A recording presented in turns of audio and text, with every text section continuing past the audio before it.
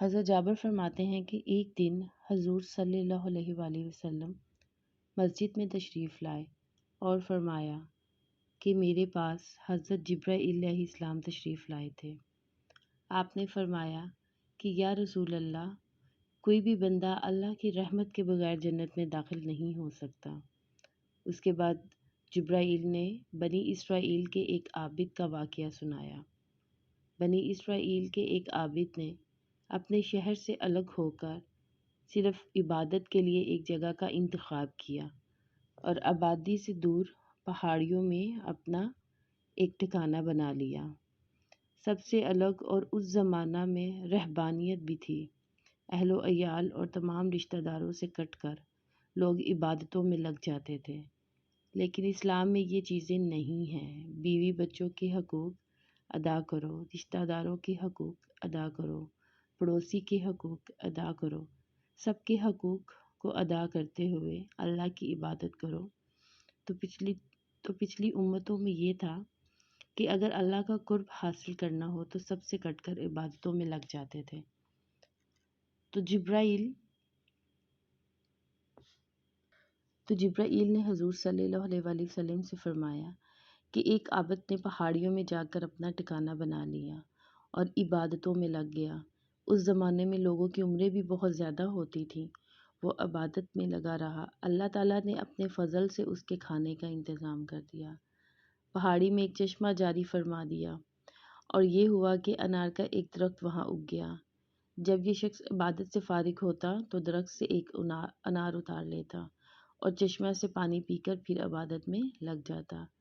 بڑے طویل عرصے تک وہ لگے رہا اور لمبے لمبے سجدے کرتا رہا۔ سجدہ ہی میں اپنا پورا وقت گزارتا رہا، یہاں تک کہ ایک روایت میں آتا ہے کہ یہ سلسلہ 500 سال تک چلتا رہا۔ معمولی بات ہے، آدمی 500 سال تک عبادت کرتا رہا، سب سے کٹ کر۔ اس کو سجدہ شکر کے علاوہ کوئی کام نہیں۔ سجدہ کرتے کرتے آخر میں اس نے سوال کیا، یا اللہ، میری موت بھی سجدہ میں ہی ہو اور سجدہ کی حالت میں تیرے دربار میں حاضر ہوں۔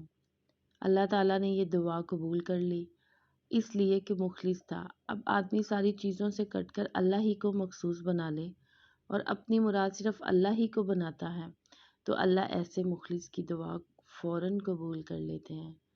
اللہ تعالیٰ کی شان کریمی مشرکین و ملحدین، یہاں تک کہ ابلیس کی بھی دعا قبول کی ہے۔ لہٰذا عابد کی بھی دعا اللہ نے قبول کر لی۔ اب 1 سال تک آدمی سجدہ میں پڑا رہے اور عبادت میں لگا رہے اور دعا یہ کر رہا کہ اللہ تعالیٰ اس کو موت بھی سجدے کی حالت میں دے۔ اس کے ذہن میں یہ تھا کہ اس طرح سے اللہ مجھے بغیر حساب کتاب کے جنت میں داخل کر دے گا۔ حدیث میں آتا ہے کہ جبرائیل نے فرمایا، اس کا انتقال تو ہو گیا، اب قیامت کے دن جب یہ بندہ اٹھے گا سجدہ کی حالت میں تو اس کا معاملہ اللہ کیا کرے گا؟ یہ لوح میں محفوظ لکھا ہوا ہے۔ اللہ اس بندے سے فرمائیں گے، میرے فضل و کرم سے جنت میں داخل ہو جا۔ بندہ مخلص ہے، مگر یہ بشر کہے گا، اللہ میرے فضل سے مجھے بخشے گا، میری عبادت کا کوئی صلہ نہیں۔ اس کی نظر اس کی عبادت پر گئی، حالانکہ کسی بندے کو اپنی عبادات، اپنی نیکی پر نظر نہیں رکھنی چاہیے۔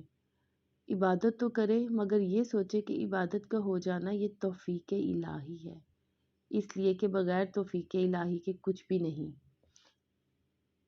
فرمایا اس بندے کے اس سوال پر کہ میری عبادت کا کیا ہوا، اللہ تعالیٰ فرمائے گا، اس بندے کو ذرا جہنم کے کنارے لے جاؤ۔ حدیث میں آتا ہے کہ جہنم کی بھاپ سے اس کا پورا بدن سوکھ جائے گا، پیاس شروع ہو جائے گی، بے انتہا پیاس ہوگی، پیاس سے اس کا حلق سوکھ کر کانٹا ہو جائے گا، وہ پانی کے لیے چلائے گا، اب یہاں جنت کی طلب ختم، صرف ایک گلاس پانی مل جائے بس ہے، کسی اور چیز کی نہیں، ساری چیزیں ختم۔ فرشتوں سے کہے گا پانی پلاؤ، بس غیب سے پانی پیش کیا جائے، وہ پانی کی طرف لپکے گا، ہاتھ بڑھائے گا، اس پانی کی قیمت 500 سال کی عبادت ہوگی۔ فرشتہ کہے گا، اگر تو یہ پانی پینا چاہتا ہے تو 500 سال کی عبادت دینی ہوں گی۔ ہاں لے لو، میرے پاس ہے، پانی دے دو۔ اب وہ 500 سال کی عبادت دے کر پانی حاصل کرے گا۔ اب اس کے پاس کیا رہ گیا؟ کچھ بھی نہیں، جو تھا وہ ختم ہو گیا۔ اب اللہ تعالیٰ کی طرف سے سوال ہوگا، تیری جو 500 سال کی عبادت تھی وہ پانی کے ایک گلاس کی عوض ختم ہو گئی، اور جو تو نے ہمارے انار کھائے، چشمہ کا پانی پیا، اس کا کیا ہوگا؟ اس کا کیا حق تو ادا کرے گا؟ اس کے پاس کوئی جواب نہ ہوگا۔ پھر اللہ فرمائیں گے، یہ جو میں تجھے آنکھ، کان، اعضائے بدن صحیح و سالم بنائے، ساری بیماریوں سے محفوظ رکھا، ہاتھوں میں طاقت آئی، اس کا کیا بدلہ، کیا حق ادا کیا؟ اب یہ شخص پریشان ہے، بے سر و سامان ہے، اس لیے کہ جو تھا وہ تو چلا گیا۔ عبادت کا اس نے صلہ پوچھا، وہ ختم ہو گیا۔ اس نے سمجھا کہ عبادت کا انبار ہے، لیکن وہ عبادت تو صرف ایک گلاس پانی کی نظر ہو گئی۔ یہ جو اپنے فضل سے اللہ ہم کو نوازتے ہیں، اس کا کوئی حق ہم سے ادا نہیں ہوتا۔ یہ محض اس کے فضل سے ہو رہا ہے۔ ان کی رحمت و فضل و کرم سے ہم کھاتے، پیتے ہیں، سوتے ہیں، جاگتے ہیں۔ لوگ ایسے ہیں جن کو زبان نہیں، کتنے کو پیٹ کی تکلیف ہے، کچھ کھا نہیں سکتے۔ تو یہ نعمتیں جو اللہ کا اپنے بندوں کو دینا اور بندوں کا اس کا استعمال کرنا، یہ محض اس کا فضل ہے۔ اب اتنی عبادت کرنے کے بعد بے سر و سامان رہ جائے گا۔ حق تعالی شانہ کی طرف سے بارہا سوال ہوگا، بول کیا حق ہے، کیا دیتا ہے؟ اب اس کی زبان سے ادا ہوگا، اے اللہ تو اپنے فضل و کرم سے مجھے جنت میں داخل فرما، میرے پاس کچھ بھی نہیں۔ تب حق تعالی شانہ فرمائیں گے، اب تو راستے پر آیا ہے۔